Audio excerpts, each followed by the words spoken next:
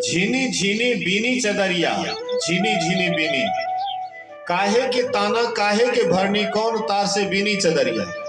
इंगला पिंगला ताना भरनी, और सुखमन तार से बीनी चदरिया, झीनी झीनी बीनी चदरिया। सो चादर सुर नर मुनि ओढ़ी, ओढ़ के मैली किन्हीं चदरिया। ये शरीर को हम लोग ओढ़े, शरीर रूपी चादर को ओढ़े, इसको मैला करके गंदा कर दिए। गंदा चोला लेकर के जाएंगे तो क्या परमात्मा खुश होंगे? कबीर साहब कहते मैंने भी इस शरीर को धारण किया, लेकिन जैसे का तैसे परमात्मा को लौटा दिए। जैसे शरीर लिए थे, निर्मल शरीर, हाँ बेदाग शरीर, इसमें कोई दाग नहीं। कपड़ा खरीदने जाते हैं तो वहां पर कोई दाग रहता है, कपड़ा में दाग रहेगा तो लीजिएगा दुकानदार से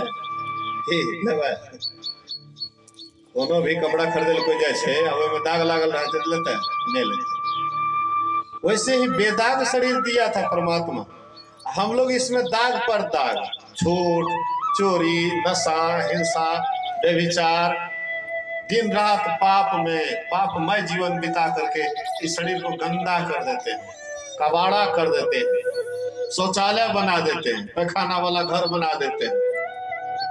इसको मंदिर बनाना चाहिए, इसको शिवालय बनाना चाहिए, इसको ठाकुर बाड़ी बनाना चाहिए। ठाकुर बाड़ी में देखते हैं कितना साफ सुथरा रहता है।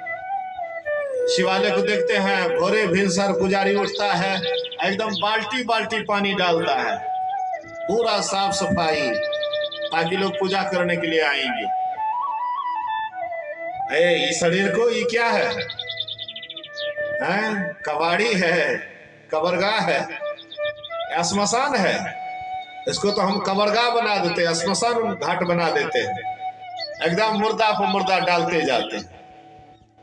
एक मुर्दा को उधर जाते हैं श्मशान में जलाने के लिए, एक मुर्दा को टपाटप इसमें डालते रहते हैं। क्या इसी के लिए ये शरीर मिला है हम आपको?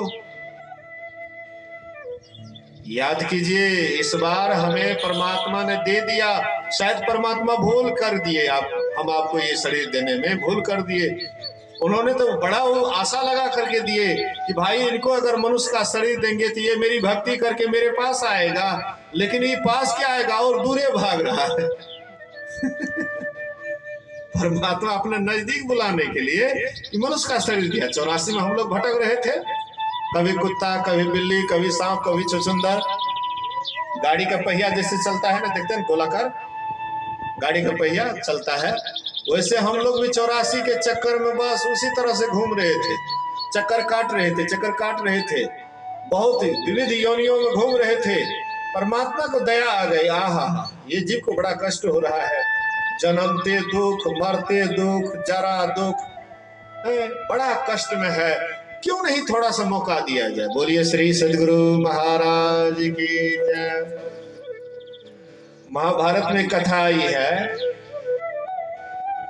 एक ब्राह्मण था और वह ब्राह्मण गरीबी से उकर के, इतना गरीबी था, दरिद्री था, गरीबी से उकर के सोचा कि शरीर में बड़ा दुख है, मांग चांग करके लाते थे, फिर भी परिवार को पूरा नहीं कर पाते थे। ब्राह्मण लोग पहले खेती उती नहीं करते थे, आपके लोग ब्राह्मण खेती करते हैं, पहले के ब्राह्मण खेती नहीं करते। यजमाने से उसका पेट भरता था, घूम फिर करके मांग चांग करके, तो मांग चांग करके लाता था, फिर भी परिवार के लोग भूखे रह जाते थे, दुखी रहते थे, कष्ट में रहते थे। किसी को रोग हो जाता था, इलाज नहीं करवा पाते थे, बड़ा उसका दयनीय जीवन था। 25-50 साल हम आपके भी जीवन बड़ा दयनीय था ना। 25-50 साल थोड़ा सा पहले याद कीजिए, खाने पीने की अभी जैसे 3-3 समय हम लोग, हाँ जलपान भोजन, रात्रि भोजन करते हैं, उसमें एक आध टाइम खाते थे लोग, इसी तरह से किसी तरह से जीवन बिताते थे। उपज इस तरह से नहीं होता, जमीन वही है, यही जमीन पहले भी था, लेकिन अभी विज्ञान के तरीका से इसको उपजाते हैं, तो हम लोग खाते भी हैं और बेच भी लेते हैं ना। जो मजदूरी बढ़िया से कर लेते सीजन में, खेत जिसके पास नहीं है, मजदूरी अगर ठीक से कर लेते हैं, साल भर तक उसका आराम से जीवन चलता है। सोचिए, तो आजकल विज्ञान के तरीका से खेती करते हैं तो जीवन बढ़िया से चल जाता है। लेकिन 10-20 वर्ष, 25-30 वर्ष पहले लोग इस ऐसी स्थिति में नहीं थे, बड़ा दुखी थे। तो ये ब्राह्मण भी बड़ा दुखी था, बड़ा कष्ट में था। इसलिए बेचारे सोचे कि संसार में रहना बड़ा दुखदाई है, इससे बढ़िया कहीं जा करके मरिए जाए तो अच्छा रहेगा। तो रस्सी लिए, एक रस्सी लिए और चले गए जंगल कि इधर मरेंगे तो लोग देख लेगा, मरने नहीं देगा, हल्ला कर देगा। तो जहां कोई नहीं मिलेगा, मनुष्य